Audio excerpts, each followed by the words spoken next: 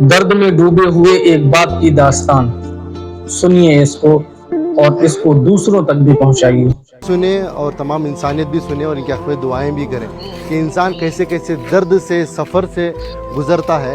جب یہ اچھا کماتے تھے، کیرلا میں رہتے تھے، سعودی کو گئے تھے، سعودی کو جا کر 90s کی بات کر رہا ہوں، اس وقت پر ان کی سیلری 30,000 روپے تھی.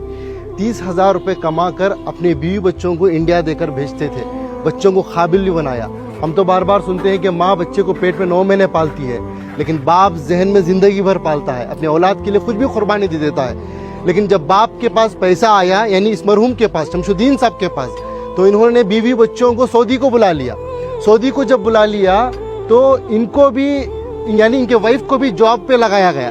وہ جاب کرنا چاہتی تھی شاید، تو جاب کو ان کو لگایا گیا. تو ان کی سیلری ہو گئی 60,000، ان کی سیلری تھی 30,000. پھر کچھ ہی دن گزرے، ان کے پاس کچھ پیسہ آیا ان کی بیوی کے پاس، ان کو اپنی زندگی سے دور کر دیا. یہ ایک دن تھا، یہ اپنی بیٹی سے ملنے کے لیے، اپنے اولاد سے ملنے کے لیے سعودی میں ہی، جو ان کی بیوی الگ فلیٹ لے کر رہتی تھی، وہاں پر جاتے ہیں. باپ اپنی بیٹی کی محبت میں انٹری لیتا ہے، جاتا ہے. بیٹی دروازہ کھولتی ہے، بیٹی باپ کو دیکھتی ہے. جیسے ہی باپ کو دیکھتی ہے، ایک دم سے دروازے کو موچ دیتی ہے.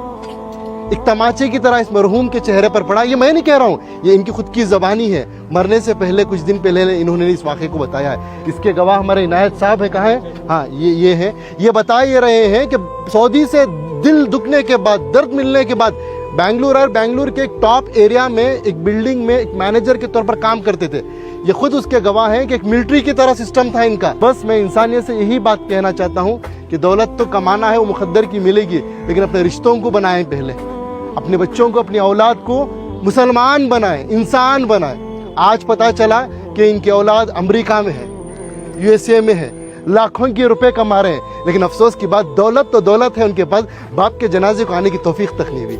یہ اللہ کا کرم ہے کہ اللہ نے مجھے اور آپ کو چنا ہے. میں اور آپ آئے نہیں یہاں پر، اللہ ہمیں بھیجا ہے، اللہ نے ہمیں یہ توفیق دی ہے، تب جا کر اس قبرستان میں آئے ہیں، اس مرحوم کے جنازے میں شرکت کر رہے ہیں. اس مرحوم کی نصیب دیکھیے. آج مسجد میں نماز کے جنازہ ادا ہوئی. انعام بھائی، بڑا مجمع تھا، مسجد کے امام صاحب، ایک عالم دین نے ان کا جنازے کی نماز پڑھائی، اور تمام اللہ کے نیک بندے مل کر آ کر آج تدفین کے لیے جڑے.